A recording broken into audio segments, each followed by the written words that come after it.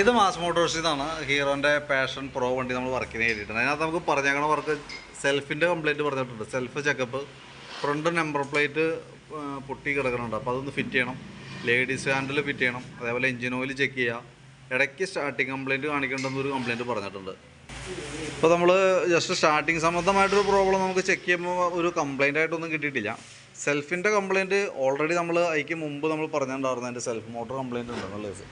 Self motor നമ്മൾ മാറ്റി വെച്ചിട്ടുണ്ട്. സെൽഫ് മോട്ടറിൻ്റെ ഭാഗം ക്ലിയർ ചെയ്തിട്ടുണ്ട്. പക്ഷേ നമുക്ക് ഈ ബാറ്ററി ഉണ്ടല്ലോ, ബാറ്ററി 2022 ബാറ്ററിയാണ്. ഇപ്പം നമ്മൾ അടിക്കുമ്പോൾ സെൽഫ് എടുക്കുന്നുണ്ട്, പക്ഷേ ബാറ്ററി ഓൾറെഡി കംപ്ലൈൻറ്റാണ്. ഞാൻ ജസ്റ്റ് ഒന്ന് കാണിച്ചു തരാം കേട്ടോ. നമുക്ക് നിലവിൽ 12.5 വോൾട്ട് ബാറ്ററിയാണ്. ശരിക്കും 12 വോൾട്ട് ഉണ്ടെങ്കിലാണ് ഒരു പെർഫെക്റ്റ് ബാറ്ററി വോൾട്ട് എന്ന് പറയാൻ പറ്റുള്ളൂ. അപ്പോൾ നമുക്ക് 8.5 വോൾട്ടിൽ താഴേക്ക് പോയി കഴിഞ്ഞാൽ ബാറ്ററി കംപ്ലൈൻ്റ് ആയിട്ടും വരും. അതെന്ന് വെച്ചാൽ വണ്ടി ലോഡ് ചെയ്യുന്ന സമയത്ത്, സെൽഫ് അടിക്കുന്ന സമയത്ത് 8.5 വോൾട്ടിൽ താഴേക്ക് വരാൻ പാടില്ല. അപ്പോൾ നമ്മൾ ബാറ്ററി ടെസ്റ്റ് ചെയ്ത് നോക്കുന്ന സമയത്തുണ്ടല്ലോ, നിലവിൽ 6.25 22 വരുന്നുണ്ട്.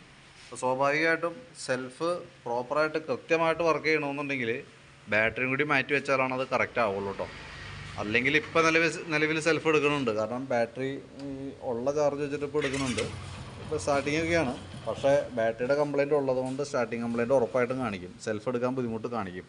അപ്പോൾ മാറ്റി വയ്ക്കുന്നുണ്ടെങ്കിൽ ബാറ്ററി കൂടി മാറ്റി വയ്ക്കണതാണ് നല്ലത്. കാരണം എന്ന് വെച്ച് കഴിഞ്ഞാൽ അതല്ലെങ്കിൽ ബാറ്ററിയുടെ കംപ്ലയിൻ്റ് ആയിട്ട് വീണ്ടും സെൽഫ് കംപ്ലയിൻറ്റ് വരും, നമ്മൾ വീണ്ടും കയറ്റേണ്ടതായിട്ട് വരും. പിന്നെ എഞ്ചിൻ ഓയിൽ ചെക്കപ്പ് പറഞ്ഞിട്ടുണ്ടായിരുന്നു. ഓയിൽ നമ്മൾ നോക്കി, ലെവലൊക്കെ ഉണ്ട്, നല്ല ഓയിലാണ്. പിന്നെ ഉള്ളത് ഫ്രണ്ടിലത്തെ നമ്പർ പ്ലേറ്റ് പൊട്ടി ഇങ്ങനെ ഇളകി കിടക്കുന്നുണ്ടായിരുന്നു. അപ്പോൾ തൽക്കാലം അതിൻ്റെ ബ്രാക്കറ്റാണ് പോയേക്കണേ. ഞാൻ അതിൻ്റെ അഡീഷണൽ സ്ക്രൂ കൊടുത്തിട്ട് അത് ബലപ്പെടുത്തി നിർത്തിയിട്ടുണ്ട്. അപ്പോൾ അത് ആ രീതിയിൽ ചെയ്തിട്ടുണ്ട്. പിന്നെ നമുക്ക് ആ ചെയിനും ബ്രേക്കൊക്കെ ഒന്ന് ചെക്ക് ചെയ്തിട്ടുണ്ട്.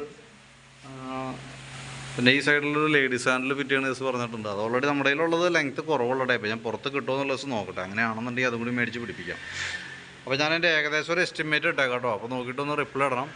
എസ്റ്റിമേറ്റിനകത്ത് സെൽഫ് മോട്ടറും ബാറ്ററിയും കൂടി ഉൾപ്പെടുത്തുന്നുണ്ട്. അതടക്കമുള്ളതാണ് ഇടേണ്ടത്. കാരണം എന്ന് വെച്ചാൽ ബാറ്ററി മാറ്റാതെ സെൽഫ് വെച്ചിട്ട് പ്രത്യേകിച്ച് കാര്യമൊന്നും വെച്ചാൽ ചിലപ്പോൾ 1-2 ദിവസം അടിക്കും. വീണ്ടും ഇതേപോലെ തന്നെ ബാറ്ററി ഫെയിൽഡ് ആയതുകൊണ്ട് വീണ്ടും സെൽഫിൻ്റെ കംപ്ലയിൻ്റ് ആണെങ്കിൽ നമ്മൾ വീണ്ടും കംപ്ലയിൻ്റ് ആയിട്ട് കയറ്റേണ്ടതായിട്ട് വരും കേട്ടോ.